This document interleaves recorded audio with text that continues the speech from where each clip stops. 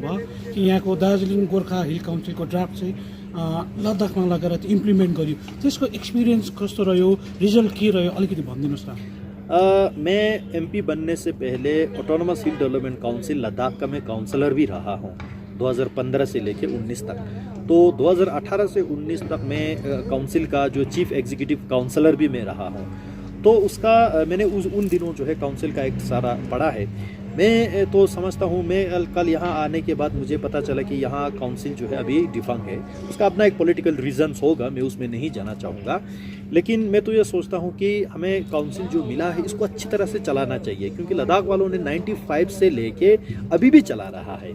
तो इसमें कुछ कम है, कुछ ज़्यादा है, वो होता है। जो कम है उसको हम बाद में ज़्यादा के लिए डिमांड कर सकता है। जो हमारे पास आया है उसको अच्छी तरह से डिमांड करें तो यहाँ के निवासियों के लिए, यहाँ के हर ट्राइब के लिए, हर लोगों के लिए बहुत एक अच्छा एक इंस्टीट्यूशन है। लद्दाख वालों ने इसी को आज भी चला रहा है। पहले जब मैं काउंसिल का चीफ एग्जीक्यूटिव काउंसलर था, मेरे पास पूरा डिस्ट्रिक्ट का बजट जो है सिर्फ 55 करोड़ रुपीस ही था। जम्मू कश्मीर सरकार हमें पैसा ही नहीं देते थे।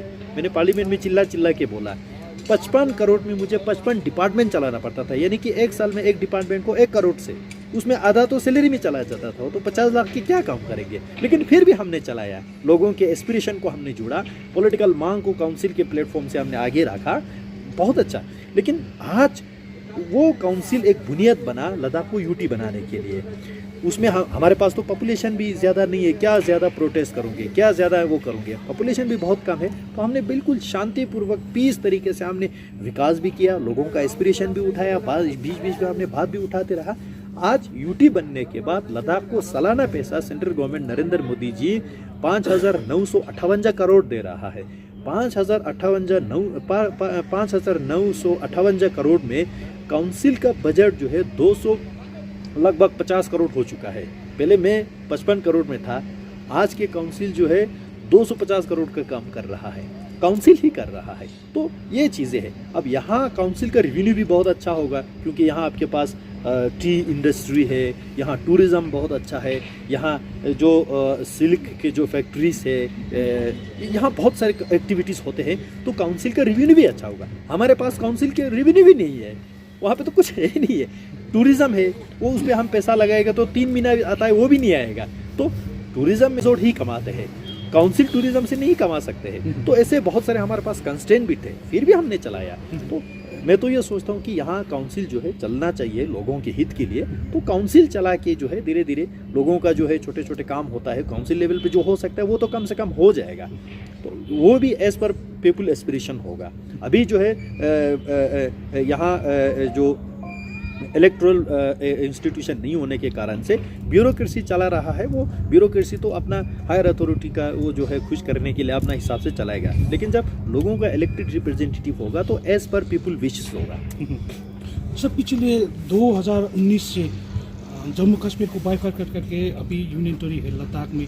तो सर आप क्या मानते हैं, जैसे सिमिलैरिटीज़ की आप बात कर रहे हैं दार्जिलिंग और लद्दाख की, क्या होना चाहिए दार्जिलिंग जैसे माउंटेन रीजन को या लद्दाख जैसे माउंटेन रीजन को, बॉर्डर एरिया को सरकार की ओर से कैसे, मतलब किस तरह से इसको रखना चाहिए, आपका राय क्या है इसमें? एक तो मैं दार्जिलिंग में पहली बार आया हूँ, आज मेरा दूसरा दिन है। तो यहाँ के जो पॉलिटिकल इन्वायरमेंट है, लोगों के एस्पिरेशन है, उसको मैं अच्छी तरह से अभी नहीं समझ पाया हूँ। लेकिन मैंने पूरा नहीं समझने के बाद में बोलूँगा कि ये होना चाहिए, वो होना चाहिए, शायद गलत हो जाएगा, है ना। आई स्पीक यू फ्रेंकली, तो वो गलत हो जाएगा। लेकिन जो मैं सोचता हूँ, आज माननीय मोदी जी का सरकार है, उसमें मैं 2 बात आपको हाईलाइट करना चाहूँगा। एक तो हिमालय हुआ और विशेष रूप से दार्जिलिंग जैसे जो ट्राइबल एरिया हुआ, आपने रिसेंटली देखा जो बोडो ट्राइब के साथ जो है एक परमानेंट सॉल्यूशन हुआ। उसी तरह यहाँ के लोगों की भी एक डिमांड है, परमानेंट पॉलिटिकल सॉल्यूशन होना चाहिए। अब वो करेंगे तो कौन करेंगे? वो तो नरेंद्र मोदी जी और अमित शाह जी के अलावा कोई दूसरा पार्टी और दूसरा सरकार कर ही नहीं सकते। क्योंकि दिल्ली में देखो लगभग 65 ईयर कांग्रेस ने रूल किया, क्या किया, क्यों नहीं किया ये सारा।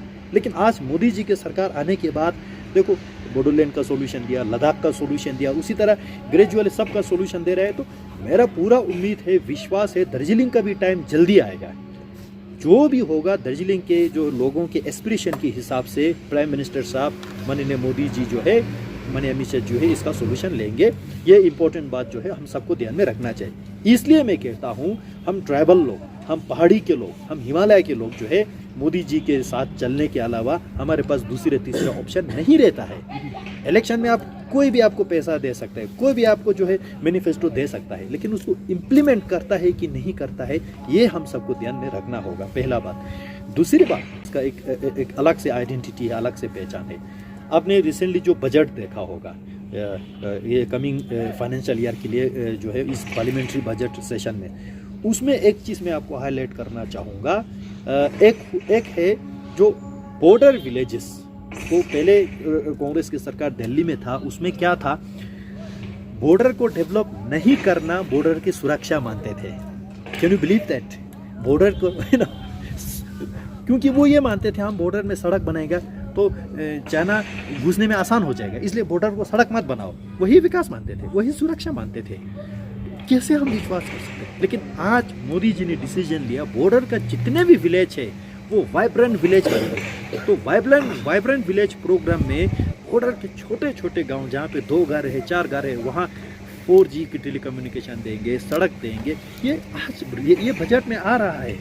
अच्छा, दूसरे जो है आपके यहाँ पहाड़ी क्षेत्र है, पर्वतमाला का एक स्कीम है। मैं कल यहाँ आया, सड़क से आया, यहाँ ऊपर पहुँचते पहुँचते सर दर्द होता है, सड़क ऐसे है, अच्छा नहीं है, कंजस्टेड है। तो पर्वतमाला के अंतर्गत लद्दाख से लेके, हिमाचल से लेके, उत्तराखंड से लेके, सिक्किम, अरुणाचल से लेके आपके दार्जिलिंग तक केबल कार बिछाएंगे, रोपवे बिछाएंगे। आपके यहाँ कालिम्पोंग से, सिलीगुड़ी से सीधा दार्जिलिंग तक जो है रोपवे से, जहाँ आपका 2 घंटा लगता है वहाँ आधा घंटे का सफ़र होगा। वो आज भी आपके पास रोपवे है, लेकिन वो टूरिस्ट के लिए है, कमाने के लिए। अब वो पब्लिक ट्रांसपोर्ट के लिए किया जाएगा। तो ये चीज़ें जो है दार्जिलिंग के लिए है। कौन सोच रहा है? प्राइम मिनिस्टर नरेंद्र मोदी जी सोच रहे हैं, अमित शाह जी सोच रहे हैं, बीजेपी की सरकार सोच रहे हैं। इसलिए मैं कहता हूँ हम ट्राइबल लोगों को, हम जो है कम जाति के लोग हैं, जो है कोई अब हमें अपनाता नहीं है, तो इस सूरत में प्राइम मिनिस्टर नरेंद्र मोदी, अमित शाह जी के साथ चलने के अलावा हमारे पास दूसरे तीसरे ऑप्शन नहीं है। और ये सारा स्कीम यहाँ इम्प्लीमेंट होने के लिए, चाहे वो बॉर्डर वाइब्रेंट विलेज हो, चाहे वो पर्वतमाला की स्कीम हो, इन सब के पीछे आपके MP साहब राजू बिस्ता जी लगे हुए हैं। रोज़ हम वहाँ झगड़ा करते, क्या करते हो आप, ज़्यादा पैसा लेके जरा लद्दाख के लिए नहीं छोड़ते हैं। वो इतना अच्छा काम करता है। और बहुत सारे मिनिस्टर के पास जो है हम दोनों साथ चलते हैं। मैं देखता हूं कि वो आपके कम्युनिटी के लिए, गोरखा के लिए कितना वो काम करते हैं। मैं आज ये भी आपके माध्यम से लोगों को कहना चाहूँगा, आज इससे पहले मैं दार्जिलिंग नहीं आया, आज मैं यहाँ पहुँचा तो मैं ये बता सकता हूँ, आप में दार्जिलिंग मुझे पता चल गया। अब आपके पास एक MP नहीं है, राजू बिस्ता के साथ साथ जमयांग श्री नामग्याल आपका एडिशनल MP है दार्जिलिंग के लिए, क्योंकि हमारे पास बहुत सारे कॉमनलिटीज है। हिमालय के फैक्टर देखो, है ना, ऐसे बहुत सारे जो है। अब हिंदुस्तानी के हिसाब से नेशनल स्पिरिट तो हम सब में है ही है, लेकिन उसके अलावा भी बहुत सारे कॉमनलिटीज है, उन सब में हम सहयोग कर सकते हैं। सर एक काफ़ी इंटरेस्टिंग मतलब एक क्वेश्चन है, जैसे 2019 को लद्दाख को यूनियन टेरिटरी का स्टेटस देने के बाद वहाँ फिर एक पब्लिक डिमांड हुआ 6 शेड्यूल को लेकर। क्या वजह है, क्या है, मतलब लोगों का एस्पिरेशन क्या है वहाँ पे? वहाँ लोगों का एस्पिरेशन जो है 1 महीने में, 1 साल में पता नहीं चलता है।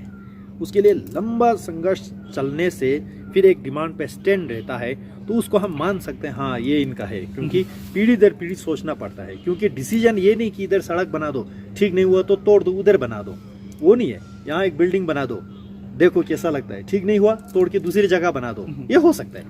लेकिन एक पॉलिटिकल डिसीजन देना, वो जनरेशन टू जनरेशन उसका इफेक्ट होता है, isn't it? इसलिए अब पॉलिटिकल एस्पिरेशन जो है उस पर समय लगता है, उस पर डिस्कोर्स लगता है, डिबेट लगता है, डिस्कशन लगता है, तब जाके वो एक बोल सकता है कि भाई हाँ ये पीपल लोगों के एस्पिरेशन है। तो हाल ही में आपने सही कहा, जो 6 शेड्यूल की डिमांड आया, फिर उसमें जो है काउंसिल को एम्पावर करने का डिमांड आया, फिर स्टेटहुड बनाने का, फिर स्टेटहुड नहीं बना के यूटी विद लेजिस्लेचर बनाने का, अच्छा फिर सिक्किम लायक बनाने का, जम्मू कश्मीर लायक बनाने का, फिर बीच में बोलता है कि पुडुचेरी जैसा बनाने का। तो ये अलग अलग जो है, ये हम समझ सकते हैं 2024 का इलेक्शन जल्दी आने वाला है, तो ये सारा मुद्दा पका रहा है, खिचड़ी पका लगा रहे हैं। उसके अलावा प्रधानमंत्री जी ने साफ शब्दों में कहा लद्दाख को कार्बन न्यूट्रल बनाना है, लद्दाख को सस्टेनेबल बनाना है। लद्दाख के जो डिसीजन ज़मीन को लेके, कल्चरल आइडेंटिटी को लेके, भाषा को लेके, पहचान को लेके, विकास को लेके, वो सारा लद्दाख के लोगों के सोच विचार के अनुसार ही होगा। तो इससे ज़्यादा हमको क्या चाहिए? सर जैसे आपका दार्जिलिंग के जो पॉलिटिकल इधर में जिस प्रॉब्लम है, मतलब आप जानते हैं बंगाल के साथ आपका इधर में प्रॉब्लम है, जैसे जम्मू कश्मीर के साथ आपका लद्दाख का था। तो दार्जिलिंग के पॉलिटिकल प्रॉब्लम के ऊपर या पॉलिटिकल सॉल्यूशन आपका स्टैंड क्या रहेगा? क्योंकि जब हमारा बात हुआ नहीं, वो मैंने शुरू में कहा दार्जिलिंग वालों के लिए एक तो यहाँ के हक यहाँ के लोगों को मिलना चाहिए, ठीक। अब वो अलग अलग रास्ता है। परमानेंट पॉलिटिकल सॉल्यूशन में जो दार्जिलिंग वाले सोचते हैं, विचार करते हैं, एस्पिरेशन है, उसी को प्रधानमंत्री नरेंद्र मोदी जी उसको एकोमोडेट करेंगे। हम दार्जिलिंग के साथ, प्रधानमंत्री जी के साथ हमेशा खड़ा है। तो क्या आप दार्जिलिंग नहीं, मैंने कह दिया ना आपको, एडिशनल एमपी आप तो बोल दिया है, क्या आप चाहेंगे कि दार्जिलिंग कॉन्स्टिट्यूंसी भी एक बार आप इलेक्शन कंटेस्ट करिए? मैं कुछ नहीं कह सकता हूँ, क्योंकि देखो मैं लद्दाख के रहने वाला हूँ। ऑब्वियसली फर्स्ट प्रायोरिटी तो लद्दाख ही होगा ना, एक लद्दाखी होने के नाते फर्स्ट प्रायोरिटी लद्दाख ही होगा। पार्टी जो डिसाइड करता है वो अलग बात है, हम पार्टी का भी कैडर है, तो पार्टी के डिसीजन, निर्णय जो है वो सारा आंखों पे होता है। पार्टी जो ठीक समझेगा वो डिसीजन देंगे, तो हम उसको ना नहीं कर सकते। अच्छा, आप तो भारतीय जनता पार्टी के एमपी है ना? जी। अच्छा, कौन जगह से आपने जीता है? Ladakh parliamentary constituency. जी। सर जैसे आप एडिशनल एमपी आपको मान लिया, मतलब बोल दिया, तो क्या पहाड़वासी ये एक्सपेक्ट कर सकता है कि आने वाले दिन में जो राजू बिष्ट जी यहाँ से दार्जिलिंग, वो आप उसमें आपका सपोर्ट रहेगा? एक चीज़ ये होता है, कल यूपी का इलेक्शन का रिजल्ट आया, बहुत अच्छा आया, उसका भी बधाई देना चाहूँगा प्रधानमंत्री नरेंद्र मोदी जी को, अमित शाह जी को और भारतीय जनता पार्टी के सभी कार्यकर्ता को। केवल यूपी का नहीं, उत्तराखंड का, गोवा का, मणिपुर का, 4 स्टेट्स में जो है बीजेपी फुल मेजोरिटी में है, उसका मैं धन्यवाद देना चाहूँगा। और पंजाब में अरविंद केजरीवाल जी, आम आदमी पार्टी को बधाई देना चाहूँगा। अब देखिए, यूपी यानी कि जो है यूपी से दिल्ली का दरवाज़ा खोलता है, ये सब जानते हैं। वहाँ पे 80 एमपी होता है, तो उसका एक पॉलिटिकल इम्पोर्टेंस होता है राजनीति में। उसी तरह बड़े बड़े स्टेट्स का जो है, जहाँ ज़्यादा एमपी होता है उसका आवाज़ भी ज़्यादा होता है, मोटा होता है। अब लद्दाख से केवल एक ही एमपी आता है, तो उस हिसाब से अगर पॉलिटिकल मैजिक नंबर के हिसाब से इतना इम्पोर्टेंट जो है नहीं मिलता है, लेकिन स्ट्रेटेजिक लोकेशन है, प्रधानमंत्री जी उसको बहुत अच्छी तरह से देख रहा है, ये एक सराहनीय बात है। मैं कहना चाहता हूँ दार्जिलिंग, ये जो एक ट्राइबल एरिया है, यहाँ का जो है कंपोस्ट कल्चरल आइडेंटिटी है, इसका जो है इम्पोर्टेंस जो है, मैं लद्दाख से आता हूँ इसलिए मैं समझ सकता हूँ, इसको बहुत अच्छी तरह से समझ सकता हूँ। इसलिए मैं कहता हूँ आप दार्जिलिंग वाले ये मान सकते हैं कि आपके पास 2 एमपी है, एक राजू बिस्ता जी, दूसरा जरनैल सिंह नमग्याल। मेरे ओर से सपोर्ट क्या होगा, राजू बिस्ता जी जब भी पार्लियामेंट में, संसद में आवाज़ उठाएंगे, मैं उस आवाज़ को साथ देने वाला हूँ। जब भी राजू बिस्ता जी को लगता है कि भाई इस एमपी का मुझे सपोर्ट लेना चाहिए, वहाँ मंत्री जी से सिफारिश के लिए, उसके लिए, वैसे राजू बिस्ता जी मेरे से भी आगे काम करते हैं। फिर भी अगर लगता है कि इसमें उसका सपोर्ट हो सकता है, मैं चिट्ठी लिख के दे सकता हूँ, वहाँ मंत्री जी के साथ साथ जा सकता हूँ, प्रधानमंत्री जी से हम मिलते रहते हैं दोनों, तो आगे भी मेरे जो लोगों के एस्पिरेशन को ध्यान में रखना हो, उन सब में जो है लोग मान सकते हैं कि राजू बिस्ता जी के साथ जरनैल सिंह नमग्याल तो है ही है। जरनैल सिंह नमग्याल के साथ साथ भारतीय जनता पार्टी के जितने भी सांसद हैं, हम सब एक मिल के काम करते हैं। सर फाइनली सर क्या कोई पॉलिटिकल मीटिंग रहेगा इधर में आपका ड्यूरिंग योर स्टे? नहीं, अभी फिलहाल मेरा ये टूर जो है पॉलिटिकल पर्पस से नहीं है। अगर इलेक्शन होता तो पार्टी मुझे कैंपेन में भेजता, लेकिन ये ऐसा नहीं है। यहाँ पे जो दली गुम्बा आप कहते हैं, उसमें एक बहुत बड़ा गुम्बा है, यहाँ का मोनास्ट्री है, बुद्धिस्ट मोनास्ट्री इंस्टीट्यूशन। थुक्से रिनपोचे जी जो है लद्दाख में पैदा हुआ, लद्दाख के बाशिंदा है, तो रिनपोचे जी ने हमें यहाँ इनवाइट किया कि यहाँ आके उसके जो है बर्थडे सेलिब्रेशन का, सेरेमनी का जो है चीफ गेस्ट बनने का। तो मैंने रिनपोचे जी के आदेश को स्वीकार करके मैं यहाँ आया हूँ, और यहाँ 3 दिन आया हूँ, तो लोगों से मिल रहा हूँ। आज आप लोगों से भी बैठना हुआ, बहुत अच्छा लग रहा है, मीडिया वालों से भी बैठना हुआ। तो इसके अलावा पॉलिटिकल मीटिंग, पॉलिटिकल एक्टिविटीज़ ऐसा कुछ भी नहीं रहेगा।